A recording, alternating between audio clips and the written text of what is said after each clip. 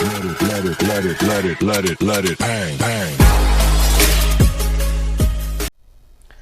बालक बालिकाओं, आप सभी का स्वागत है हमारे YouTube चैनल कड़ात कोचिंग क्लासेस में। तो आज हम शुरू करने जा रहे हैं क्लास 12 के चैप्टर 1 का एक और टॉपिक, जो कि आपका है आवेशन की विधियां।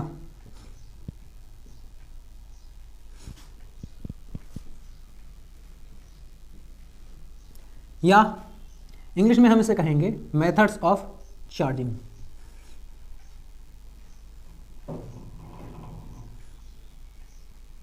यानी कौन कौन से मेथड होते हैं हमारे पास किसी भी ऑब्जेक्ट को चार्ज करने के या आवेशित करने के। पहले तो हमको ये समझना होगा कि आवेशित हम किसी वस्तु को कब कहेंगे।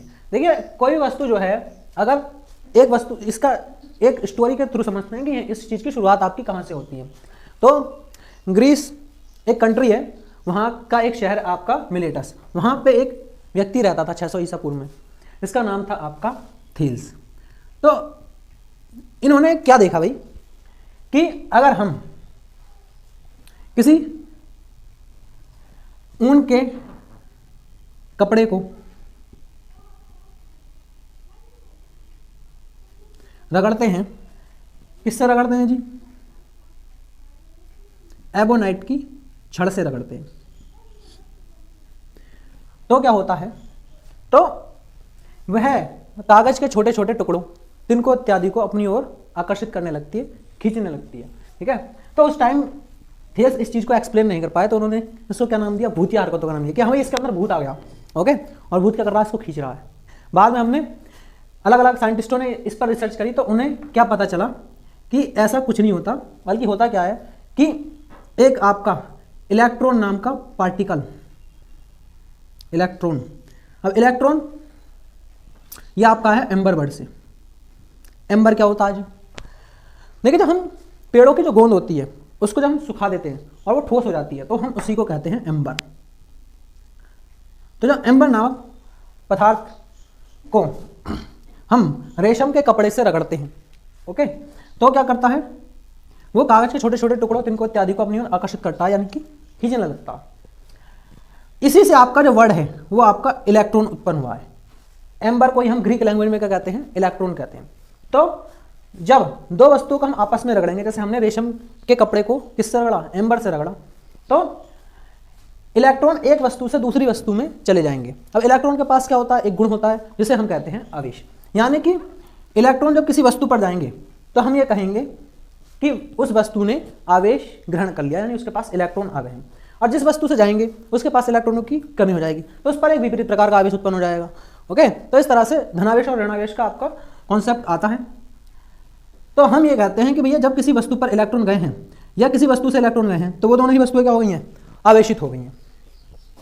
तो आवेशित करने की पहली जो विधि खोजी गई वो कौन सी थी? वो थी आपकी घर्षण या रगड़ द्वारा। यानी जब दो वस्तुओं को आपस में रगड़ते हैं तो घर्षण द्वारा क्या होता है? जो इलेक्ट्रॉन है वो एक वस्तु से दूसरी वस्तु के अंदर पहुंच जाते हैं, और हम इसे बोलते हैं घर्षण या रगड़ द्वारा वस्तु का आवेशित होना। अब यह होता है किस वजह से? इसको समझते हैं।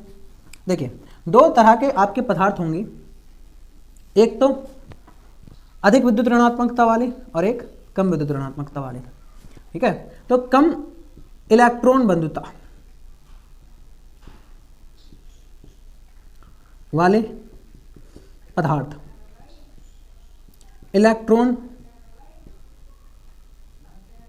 त्याग कर धनात्मक हो जाते हैं,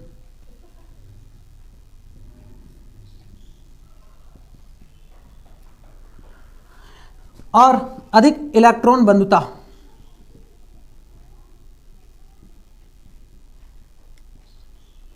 वाले पदार्थ इलेक्ट्रॉन ग्रहण कर के ऋणात्मक हो जाते हैं, ऋणात्मक हो जाते हैं या ऋणावेशित हो जाते हैं। देखिए, इलेक्ट्रॉन बंधुता, बंधुता का मतलब होता है भाईचारा। सख तुम ही हो, सख बंधु सखा तुम ही। बंधु मानी क्या होता है? भाईचारा। यानी इसका भाईचारा इलेक्ट्रॉन से क्या होगा? कम होगा। वो इलेक्ट्रॉन को दूर भगाएगा, कहेगा चलो भाई जा यहाँ से। और जिसका इलेक्ट्रॉन से भाईचारा अधिक होगा वो क्या कहेगा कि चलो भाई इलेक्ट्रॉन आ जाओ, तो इलेक्ट्रॉन कम इलेक्ट्रॉन घनत्व वाले तत्व से किधर जाएंगे, अधिक इलेक्ट्रॉन घनत्व वाले तत्व की ओर चले जाएंगे।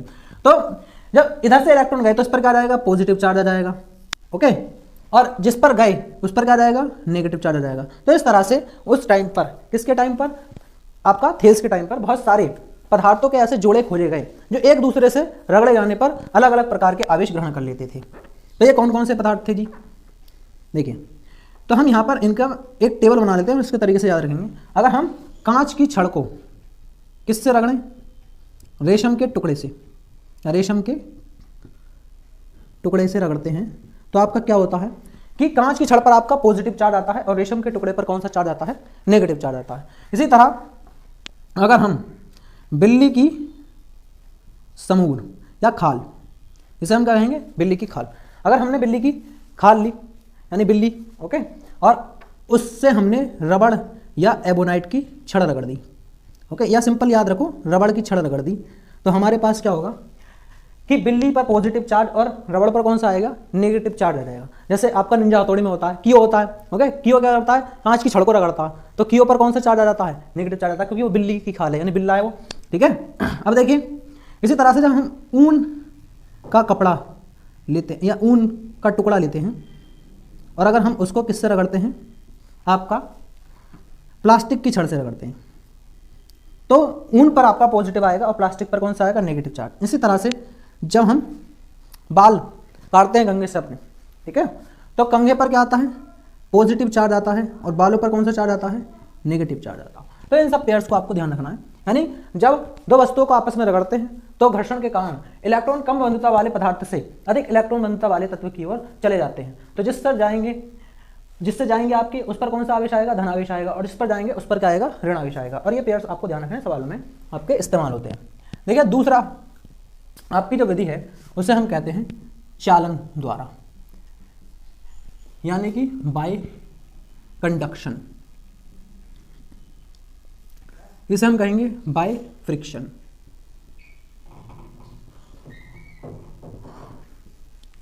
देखिए चालन द्वारा का मतलब क्या है, चलकर जाएगा। कैसे जाएगा जी, अगर हमारे पास ये कोई एक वस्तु है, गोला है, और ये कैसा है, अनावेशित है, यानी इस पर कोई भी आपका आवेश नहीं है, जीरो आवेश है, और हमारे पास ये क्या है, एक छड़ है जिस पर कई सारे आपके इलेक्ट्रॉन हैं, और हमने इन दोनों का क्या कराया, संपर्क कराया। तो संपर्क कराने पर क्या होगा, देखिए संपर्क जैसे ही कराएंगे हम, तो जो इलेक्ट्रॉन हैं वो आपके इस वाले गोले पर तब तक जाते रहेंगे जब तक दोनों पर आवेश की मात्रा समान नहीं हो जाती। अब देखिए जैसे यहाँ पे हमने 8 इलेक्ट्रॉन लिए, तो 4 इस पर बचेंगे आपके और 4 इस पर ट्रांसफर हो जाएंगे, ओके। जब तक ट्रांसफर नहीं होता तब तक ये प्रक्रिया चलती रहती है। तो इसे हम कहते हैं चालन द्वारा आवेशन, यानी इलेक्ट्रॉन जो है वो चल करके गए हैं, इसलिए हम इसको क्या कहते हैं, चालन द्वारा आवेशन। देखिए अगला आता है आपका प्रेरण द्वारा, यानी बाय इंडक्शन। देखिए प्रेरण द्वारा क्या होता है, प्रेरित करता, यानी आता नहीं, केवल क्या करता है, प्रेरित करता है। देखिए जैसे हमारे पास ये एक आपका अनावेशित गोला है और हम इसके पास तक लेकर गए, लेकिन हमने इसको इससे स्पर्श नहीं कराया, तो ये क्या कहलाएगा। देखिए अब जैसे हम इसको पास लेकर के जाएंगे तो जो इलेक्ट्रॉन है आपके इस पदार्थ के अंदर आपके क्या होंगे, इलेक्ट्रॉन उपस्थित होंगे, तो वो इसके पास ले जाने पर क्या होंगे आपके, जैसा अभी तो छड़ दूर है, ओके, अभी ये छड़ क्या है, बहुत दूर है, अभी हम इसको पास नहीं ले जा रहे, 6 इलेक्ट्रॉन हमने इस पर ले लिया, अभी हम इसको पास लेकर के चले गए इसके, तो हम बिल्कुल पास लेकर के चले गए, लेकिन हमने इसको स्पर्श नहीं कराया है। देखिए ध्यान से, तो अब चूंकि हर पदार्थ में आपके इलेक्ट्रॉन प्रोटॉन सब उपस्थित होते हैं, महात्म कक्षा में क्या होते हैं, इलेक्ट्रॉन, यानी इलेक्ट्रॉन इसके कारण क्या होंगे, प्रतिकर्षित होंगे, जो इलेक्ट्रॉन है वो आपके दूर हट जाएंगे, तो यानी ये इलेक्ट्रॉन कहाँ चले जाएंगे, इधर, ओके। जब इलेक्ट्रॉन इधर चले गए तो इसका मतलब यह है कि इधर इलेक्ट्रॉनों की कमी हो गई, तो जब इलेक्ट्रॉनों की इधर कमी हो गई तो आपका इधर क्या आ जाएगा, आपका पॉजिटिव चार्ज आ जाएगा। तो यानी ये जो हो गया ये प्रेरित हो गया, यानी इसने यहाँ पर इसको टच नहीं करा, कुछ भी नहीं करा, इसने केवल क्या करा, प्रेरित करा, दूर जाने के लिए क्या करा, प्रेरित करा। जैसे आपको क्लास बंक नहीं करनी होती, लेकिन आपका फ्रेंड कहता है चल भाई बंक मारते हैं ना, क्या दिक्कत आ रही है, ओके, तो आपने क्या करा, प्रेरित होकर के बंक मारा। तो इसी यहाँ पर ये इसने कुछ नहीं करा, केवल पास तक गया और क्या करा, इनको प्रेरित करा कि चलो भाई दूर जाओ, दूर आओ, दूर हटो। तो इस तरह से आपका प्रेरण द्वारा आवेशन होता है। अब देखिए इससे रिलेटेड एक क्वेश्चन के द्वारा हम इसको समझते हैं, ओके। आप बिना स्पर्श किए किसी धातु के गोले को धनावेशित कैसे कर सकते हैं। तो देखिए इसको हम समझते हैं, यहां पर आपका सॉल्यूशन लिख रहा हूं मैं इसका। देखिए कैसे धनावेशित कर सकते हैं। तो हमने एक गोला लिया, ओके, ये अभी क्या है, अनावेशित गोला है। कैसा है, अनावेशित गोला। यहां पर भी आपका अनावेशित ही था।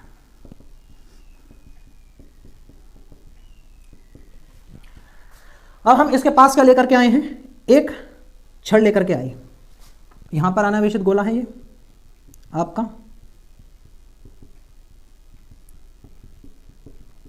और हम इसके पास क्या लेकर के आए, एक छड़ लेकर के आए।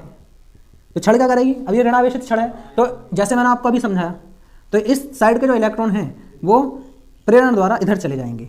याद रखना है कि इसमें आपको टच नहीं कराना है, और इधर इलेक्ट्रॉनों की कमी हो जाएगी, तो यानी कि यहाँ पे क्या आ जाएगा, पॉजिटिव चार्ज आ जाएगा। अब देखिए, अब हम क्या करेंगे इसमें, अब हम यहाँ पर इसको अर्थिंग देंगे। क्या देंगे, अर्थिंग देंगे जी। ये आपका पॉजिटिव चार्ज है, इधर इधर क्या है, नेगेटिव चार्ज है आपका। यहाँ पर आपने इसको ऐसे ही रखना है, पकड़ के रखना है। अब देखिए यहाँ पर हमने क्या कर दी थी, इसको अर्थिंग। अर्थिंग को हम हिंदी में कहते हैं भूसंपर्कण। भूसंपर्कण, भूसंपर्कण में क्या होता है, केवल एक तार लेना है आपको, ओके, और इस तार को हमने इससे गोले से स्पर्श कराया, और गोले से स्पर्श कराने के बाद कहाँ, जमीन में गाड़ दिया एकदम। तो जमीन में गाड़ देंगे तो इलेक्ट्रॉन कहाँ है, इस तार के थ्रू कहाँ चले जाएंगे, जमीन के अंदर को ट्रांसफर हो जाएंगे। और आपका इस कंडीशन में यहाँ पर अभी भी आपका ऋणावेश इसी तरह बना हुआ है, और यहाँ पर आपका धनावेश है। तो देखिए ये आपका धनावेश है, इलेक्ट्रॉन कहाँ चले गए, जमीन में चले गए। अब देखिए नेक्स्ट स्टेप क्या आने वाला है आपका। अब हम इस छड़ को क्या करेंगे, दूर ले जाएंगे। अभी तक छड़ पास थी आपकी, अब हम इस छड़ को क्या लेकर जाएंगे, दूर लेकर के जाएंगे। तो दूर लेने के बाद ये जो धनावेश है इस पर एक समान रूप से वितरित हो जाएगा, और ये आपका गोला कैसा हो जाएगा, धनावेशित हो जाएगा। तो इस तरह से हम बिना स्पर्श किए किसी धातु के गोले को कैसे कर सकते हैं, धनावेशित कर सकते हैं। इस गोले को हमने कुछ भी स्पर्श नहीं करा, केवल ये रखा हुआ है ऐसे। हम इसके पास एक छड़ लेकर के आए, और ये छड़ के जो इलेक्ट्रॉन हैं इन्होंने इन इलेक्ट्रॉनों को इधर से प्रतिकर्षित करके यानी दूर हटा करके इधर भेज दिया। तो यहाँ इलेक्ट्रॉन की कमी हो गई, तो यहाँ पे धनावेश आ गया। अब हमने इधर साइड जहाँ इलेक्ट्रॉनों की अधिकता वहाँ पे क्या कर दिया, एक भूसंपर्कण तार लगा दिया।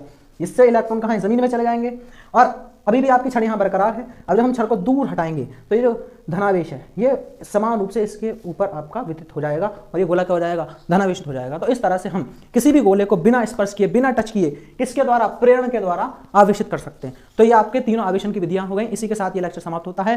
बने रहिए हमारे यूट्यूब चैनल कर्नाथ कोचिंग क्लासेस पर। जय हिंद, जय भारत।